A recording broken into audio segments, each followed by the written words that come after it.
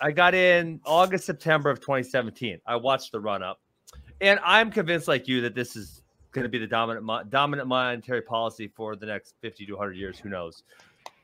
That didn't sell, and I lost a lot of money because I didn't sell at the top. Now I understand the cyclical nature of Bitcoin. Right. But I'm very split in my heart of when it goes up, and I understand it will probably go back down a little bit. Should I sell some of it? Should I sell all of it? Should I sell none of it because of my morals? Like, what advice would you give me there? Because now a lot of us who have been in this game more than 4 years, we understand the cyclical nature of Bitcoin.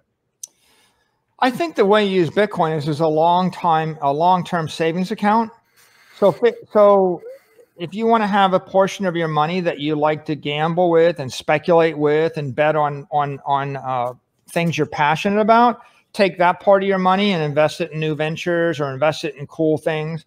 Take another portion of your money that you want to save for the next 20 years or 30 years, like, you know, and put that in Bitcoin and just leave it there and don't get caught up in all the back and forth because, you know, it used to be people. MicroStrategy speculate at all, like on the cyclical nature of it, or it's in there permanently? I have bought either through entities, through MicroStrategy or through entities I control, 88,000 Bitcoin. I never sold one Satoshi.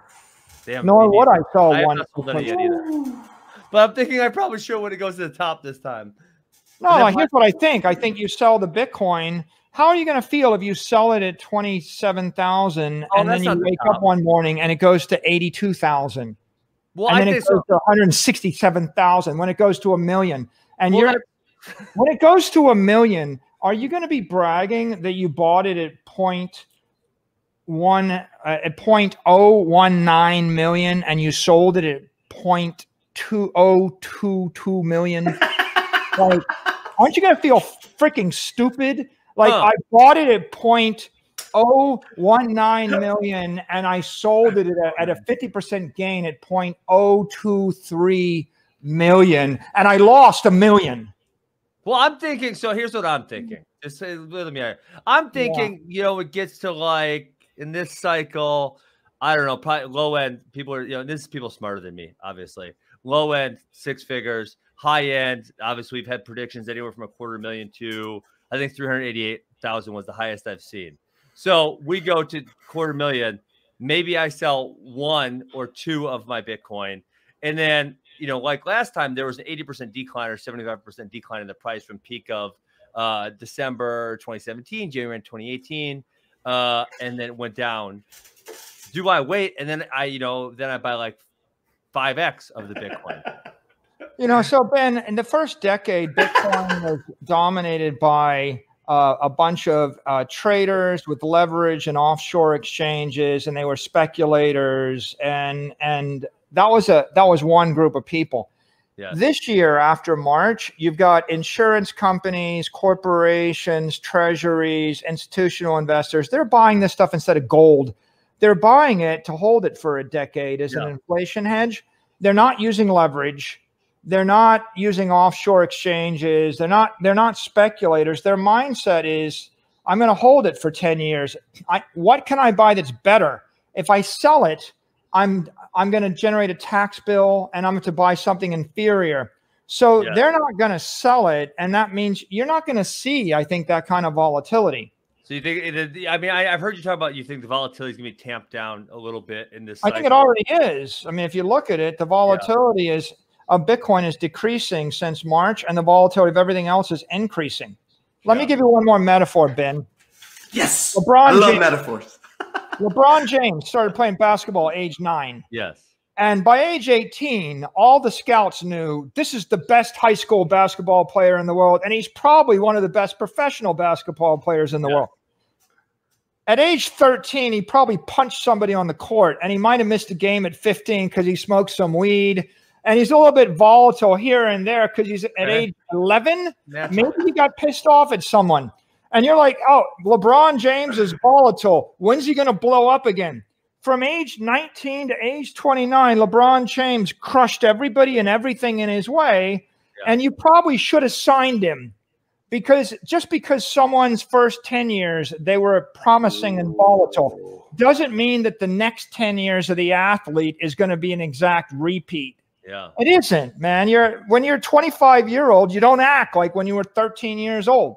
Right. And Bitcoin is moving from its first 10 years to its next 10 years. And it's a much more mature asset.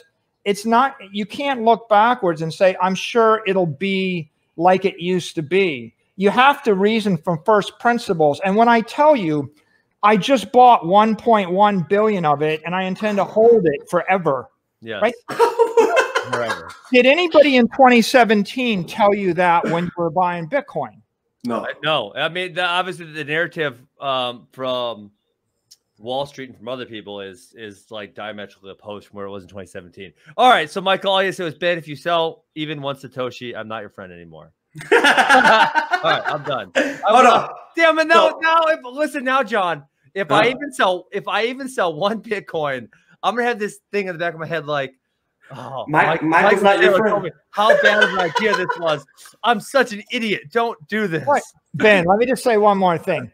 Okay. The people that I know, the wealthiest families in the world, they're like these New York City families where you ask them, where'd your money come from? And they're like, oh, my great-grandfather, he bought like 4 city blocks in Manhattan. And they're like, did you ever sell that? It's like, no, we still own it. They own it for 100 years. Yes. If you have really good property, like if you owned a block on Central Park in Manhattan, do you think there's any year in the last 100 years it would have been a good idea to sell it, pay capital gains tax, and buy something else? Only 2020. What they do, only this year maybe. So what they do is they hold it for 100 years. Yeah. And as people print more dollars, the value of the property goes up at the rate that the Federal Reserve prints dollars. And then every 5 years, they refinance it and they borrow more money against it. Yeah. So if you borrow against an asset that's appreciating in value, you don't pay capital gains tax. And then the money you borrow, you can live off of, and you don't pay income tax on it. So if you have the world's perfect, if you own a city block in cyberspace that's good for the next 100 years, that's Bitcoin, right? A Bitcoin is a city block in cyberspace. If you own that, and if I told you 1 billion people are coming to that city and they're all going to need to buy their own block, and you own the right property, it's the Manhattan of cyberspace. Why don't you just keep it in the family for 100 years? And the next time you feel you need some money, well, you go borrow money against your Bitcoin. There's no capital gains tax. There's no income tax. If Bitcoin was going up 100% a year, you're getting paid 100% tax-free interest, and you're going to pay 5% interest to borrow the money. It's a 95% difference, right? So you don't want to sell because you get tagged for the taxes, and then you stop generating the yield on the property. Really wealthy families, they just keep the assets forever and they just finance them. That's what they do. They don't sell. Wow. I didn't even know that before. Listen, I learned something on the podcast. Now that's what I'm going to do.